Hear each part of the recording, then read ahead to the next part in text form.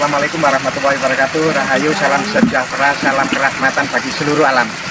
Kali ini saya akan mengambil judul dengan koneksitas gelombang mikrokosmos dan makrokosmos. Nah, ini nanti Assalamualaikum warahmatullahi wabarakatuh. Aku alam di sini, aku alam di sini, aku alam di sini. Waalaikumsalam warahmatullahi wabarakatuh. Nah, ini contoh pemirsa bahwa koneksitas antara diri kita dan alam semesta. Alam semesta itu kan dari yang dekat, dari diri kita yang telanjang ini mikrokosmos. Kemudian kita pakai baju, pakai kaos, yang ini sudah makro. Makro itu sampai galaksi yang terjauhnya sebanyak 2 triliun galaksi. Itu yang nyata. Nah, yang gaibnya lebih luas lagi.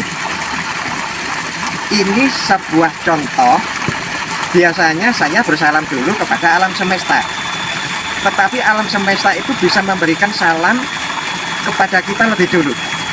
Seperti manusia yang bertemu, satu mana yang lebih dulu memulainya. Seperti itulah antara hubungan kita dengan alam.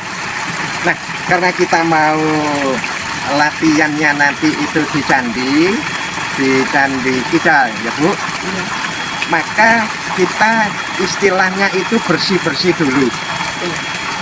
Kalau orang Islam wudhu, mandi besar. Kalau agama lain boleh dengan istilahnya masing-masing sesuai kepercayaan dan keyakinannya, atau cuci-cuci dulu. Tadi saya sudah wudhu, sudah salam, sudah wudhu. Nah, saya ambil air minum, kemudian saya minum sebagai bagian agar tubuh saya terisi oleh alam yang di sini. Ini sudah salam sebetulnya. Nah, ada kaitannya belik ini berkaitan dengan Candi kita. Nah, lebih jelasnya Bu Romlah yang tahu medan sini. Nah, Bu Romlah, monggo di sekilas diperjelaskan. Oke, ada kaitannya ini dengan yang lain dan kebiasaan-kebiasaan ritual. Monggo. Ini pemirsa Bu Romlah. Ya. Assalamualaikum warahmatullahi wabarakatuh. Memang ini sumber. Kalau di sini, orang di sini umumnya itu menamakan sumber suni.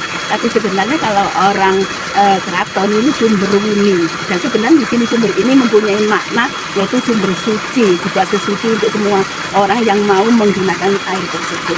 Dan sini memang masih sering juga untuk sesuci, untuk spiritual, dan yang lain-lain masih banyak yang pergi ke sini. Misalnya mau ada acara ruatan atau bersih desa itu masih mengambil air salah satu yaitu dari sumber suni ini. Ya. Itu termasuk mulai zaman dulu ya Bu? Sejak zaman dulu, sejak mbah buyut saya. Oh, itu memang bukan zaman kerajaan? Ya, masih iya juga. Iya juga. Jadi pada waktu itu saya masih belum ada, tapi ceritanya dari mbah bapak saya juga itu memang masih salah satunya yaitu mata air atau sumber yang masih digunakan untuk semua orang yang memerlukan ada kepentingan untuk seperti tadi untuk ruatan, untuk bersih desa seperti itu. Ya. Ini pemirsa, ini saya ceritakan mikrokosmos saya sudah terkonek ya. Ini begini, ini artinya itu insya Allah ya amin. Artinya apa?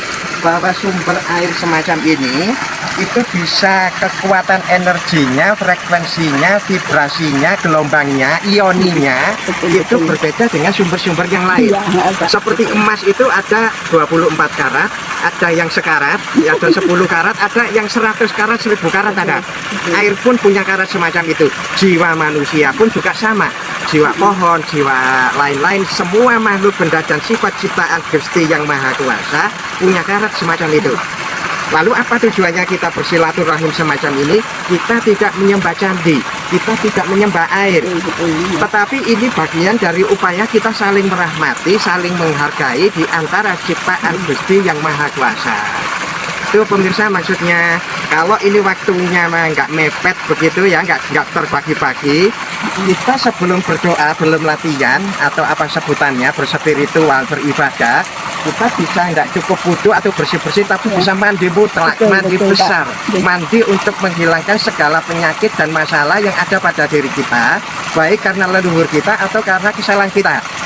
Tapi tergantung kompetensinya. Kalau misalkan tidak ada air, gimana? paling tidak hati kita, pikiran kita kalau mau berspiritual dibersihkan, dibuang dulu tanpa harus dengan air kalau tidak ada air. Alam itu sebetulnya memberikan persyaratan yang komparasi atau yang proporsional. Kesulitannya mudah, artinya tidak terlalu sulit pakai air. Tapi kalau tidak ada air, paling tidak jiwa kita, pikiran, perasaan kita, dan berbuat kita yang kotor-kotor dibuang dulu, baru beribadah, baru berspiritual. Nah, itu kira-kira sedikit sharing kami. Kita masuk kepada tempat berikutnya untuk latihan koneksitas kita di alam candi. Kalau ini tadi di alam sumber, koneksitasnya semacam itu. Ini bisa dimungkinkan Buddha yang berada di tempat lain, Tuhan yang lain, segala kepercayaan hamba-hamba yang bisa hadir ke sini, itu bisa dimungkinkan. Tidak mesti yang hadir itu hanya di seputar sini, yang babat alas sini, yang mendiri sini. Alam semesta mau bersembunyi di terjauh, terdekatnya, nyata dan gaib, itu terkoneksitas, terhubung. Mudah-mudahan hubungan kita dengan alam semesta yang luas, karate rotok naik sedikit gitu. Amin, amin. Yuk kita pemirsa, kita lanjuti kegiatan berikutnya.